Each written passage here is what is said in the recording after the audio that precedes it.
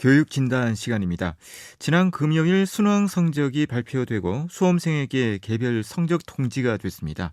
이제 수시 합격자 발표가 진행이 되고 또 등록, 또 추가 합격자 발표와 등록이 이어집니다. 오늘은 정시 지원을 염두에 두고 준비하고 있는 학생들을 위한 진로 설계와 대입 지원에 관한 얘기를 해보도록 하겠습니다. 오늘도 윤일현 교육문화연구소 대표 윤일현 선생님 전화로 모셨습니다. 윤 선생님, 안녕하십니까? 예, 안녕하십니까. 예상대로 만점자도 많이 나오고요. 이렇게 보니까 문제가 쉬웠다는 게 좀 드러나고 있는데 문제가 쉬우면 어떤 문제점이 있는지부터 좀 설명을 해주시겠습니까?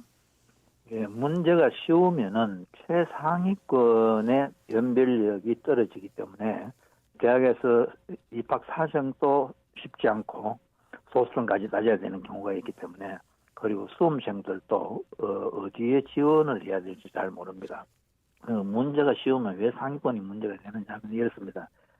정시는 특히 점수대별로 가중치나 이런 걸 쭉 계산해서 점수대별로 지원자를 일렬 종대로 쭉 늘여놓고 커트라인으로 끊어 들어가는 거기 때문에 가장 좋은 것은 앞뒤 사람의 간격이 넓은 일렬 종대가 가장 좋습니다.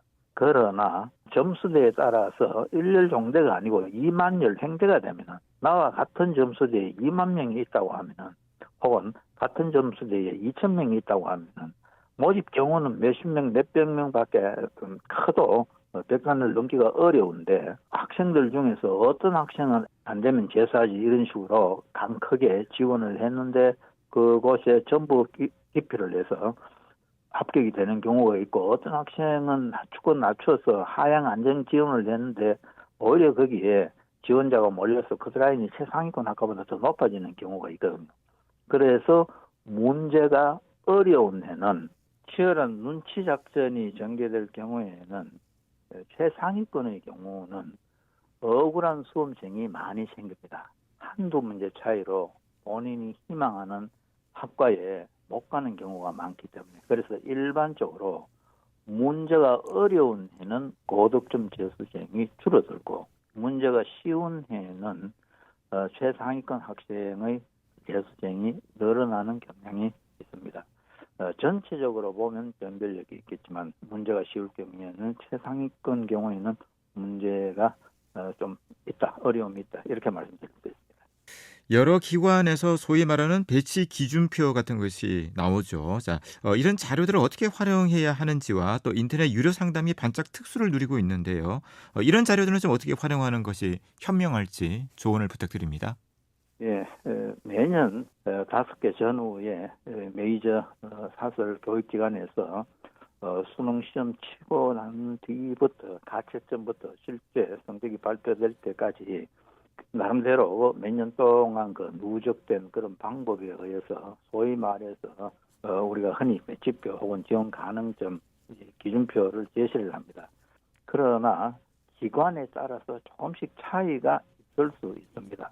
그리고 특히 학부모님들이 입시 설명회 같은 데서 받아보는 이 우리가 흔히 장판지라고 하는 큰 배치 기준표는 가중치나 혹은 이 학과별로 여러 가지 적용하는 게 다른 이런 것을 반영하지 않은 자료이기 때문에 이것은 대충 어떤 가나다군별로 한 몇 개 학교를 선택하는데 대충의 어떤 참고 자료는 될지 모르지만, 나머지는 학과마다 요구하는 것을 정확하게 계산해야 된다는 걸 명심할 필요가 있고요. 또 배치 기준표에 나오는 그 점수가 최종 커트라인이냐, 그렇지 않습니다. 예를 들면 배치 기준표에 나오는 점수는 100명을 모집하는 학과 같으면 보통 85등 정도, 한 85% 정도의 점수대를 끊기 때문에 정확하게 경쟁률이 예상대로 될 때에는 그 점수보다 조금 낮아도 합격이 가능하다는 것도 참고할 필요가 있습니다. 그러나 올해처럼 문제가 쉬울 경우에 상위권 학과는 다양한 변수가 있다. 그래서 수시 합격자 최종 등록을 하고 난 뒤 미충은 2월 되는 인원이나 이런 것도 자세히 보고 지원을 해야 된다. 그리고 방금 말씀하신 인터넷 상담, 특히 유료 인터넷 상담이 굉장히 많이 활성화되어 있습니다. 네. 이 역시 인터넷 상담 업체는 가능하면은 합격하도록 이 자료를 제시해야 됩니다. 그래야 공신력이나 신뢰도가 높아지기 때문에. 그러나 대부분 학생들이 그냥 1, 2점 차이로 결정해야 돼야 이런 경우에 그냥 5점 낮게 지원하라고 하면은 10점 낮게 지원하라고 하면 합격은 하지만 본인이 원하는 학과를 못 갈 경우가 있습니다. 그래서 인터넷 상담도 참고 자료에 불과하지 이것도 어떤 그 최종적인 결정 자료는 되지 못한다는 겁니다. 그리고 또 수험생이나 학부모님께서 주의하셔야 할 점은 여러 기관의 자료가 나오는데 사람이 심리적으로 한두 기관에서 내게 유리한 어떤 점수대를 제시하면은 그쪽에 기울기 쉽습니다. 그래서 나에게 유리한 자료만 보고 결정하지 말고 다른 자료도 몇 개 살펴볼 필요가 있다는 겁니다.